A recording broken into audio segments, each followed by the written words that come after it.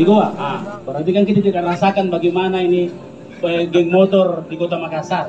Coba kita lihat video-video hari ini dikirim kepada saya. Mereka mendukung 120 bahwa dengan saja ada Batalion 120 mereka aman. Nah, makanya karena kita di Goa kita tidak rasakan.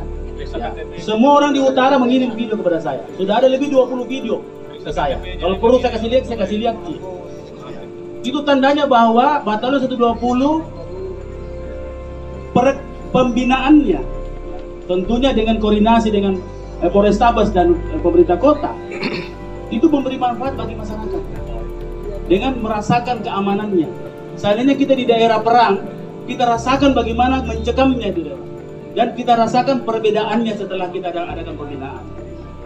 Teman-teman sekalian, sekarang teman-teman ya alumni yang sudah dibina, kita lagi persiapkan untuk jadi pemadam kebakaran lorong. Kita butuh 300-400 orang.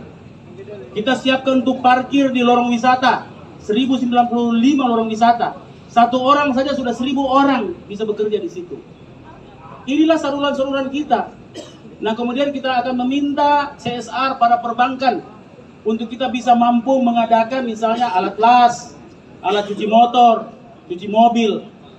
Jadi inilah usaha kami bersama-sama Polrestabes dan didukung oleh DPR dan Ibu Kajari untuk bagaimana teman-teman yang tadinya menjadi masalah menjadi berguna dan bisa menolong dirinya sendiri.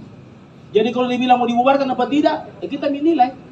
Masyarakat saja mendukung. Jangankan dari Makassar, dari berbagai daerah pun sudah menyatakan marah mau masuk. Padahal Batalion 120 ini di Makassar. Tapi ada dari teman-teman daerah, dari ya tidak usah sebut daerahnya, semua menyatakan mau dibentuk 120. Rupanya teman-teman itu tidak diberi ruang setelah dia lihat Batalion 120 menjadi jembatan. Mereka mendapatkan ruang yang positif, dilihat oleh teman-teman lain di Sulawesi Selatan, mereka juga ingin diperlakukan seperti itu. Artinya 120 berfungsi dengan sangat baik.